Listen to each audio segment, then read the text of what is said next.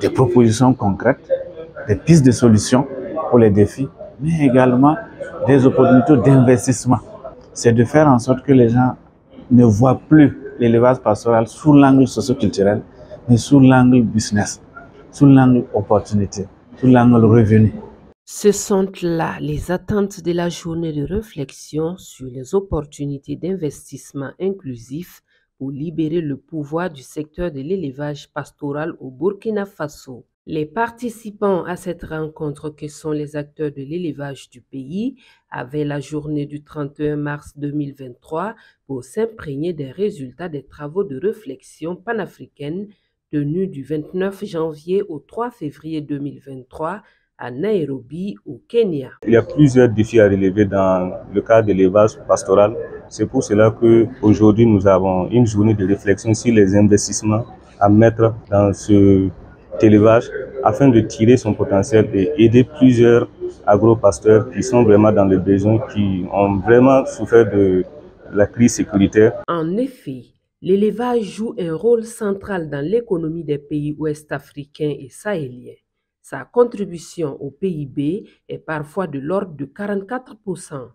C'est l'une des principales activités économiques dont sont tributaires les populations les plus pauvres en tant que source d'alimentation, mais aussi de revenus monétaires. Cependant, force est de se rendre compte que le secteur du pastoralisme est confronté à des contraintes qui limitent l'amélioration des conditions de vie des éleveurs pasteurs, les entraînant dans la pauvreté et la vulnérabilité. L'essentiel des difficultés que les pasteurs rencontrent, c'est la question alimentaire.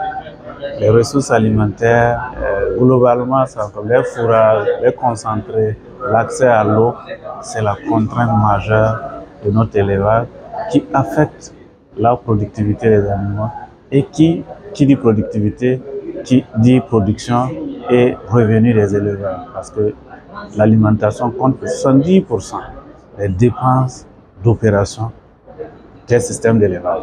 La deuxième contrainte, vu la situation sécuritaire, c'est la difficulté de mobilité du bétail dans ce pays. Également des ménages. Ils sont durement affectés par la sécurité humaine que nos pays rencontrent. Donc, ils sont assez vulnérables également au changement climatique. Parce que l'essentiel de l'alimentation reposant sur l'exploitation des ressources naturelles, et ces ressources naturelles sont affectées par les aléas climatiques, les sécheresses, les inondations.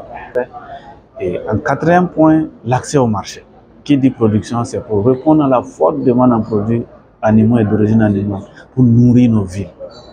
Lait, viande viennent du secteur pastoral. Ce secteur pastoral doit donner plus de produits pour répondre à la forte demande.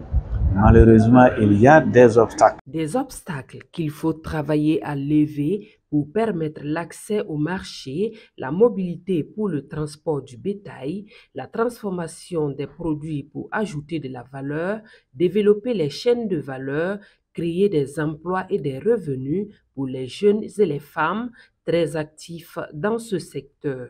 La rencontre de Nairobi, qui avait réuni plus d'une centaine de participants venus du Kenya, du Niger, du Nigeria, des États-Unis, de l'Éthiopie, de la Namibie et du Burkina, est un exemple à suivre. Et le témoignage qui a été fait à Nairobi sur ces questions, ça n'avait même plus besoin d'investissement extérieur. Le système s'autofinance parce que la qualité des produits issus des systèmes pastoraux, c'est de la viande de qualité, c'est du lait de qualité. Et le gouvernement burkinabé, à travers le ministère de l'Agriculture, des Ressources animales et halieutiques, entend saisir l'occasion pour utiliser ces résultats au grand bonheur de nos éleveurs pasteurs. Nous attendons les résultats de cette réflexion pour les mettre en œuvre au niveau du ministère de l'Agriculture, des Ressources animales et halieutiques. Cette rencontre d'échange a été possible grâce au projet Market Analysis for Pastoralists, financé par la Fondation Bill et Melinda Gates. Il est mis en œuvre par l'Université de Floride avec des partenaires du Burkina comme l'Institut de l'Environnement et des Recherches agricoles, l'École nationale d'élevage et de santé animale, Le ministère de l'Agriculture, des Ressources animales et halieutiques, l'idée de base étant de faire l'état des lieux des investissements sur le pastoralisme pendant les 30 dernières années en vue de tirer les leçons pour les investissements futurs au Burkina Faso, au Nigeria et en Éthiopie.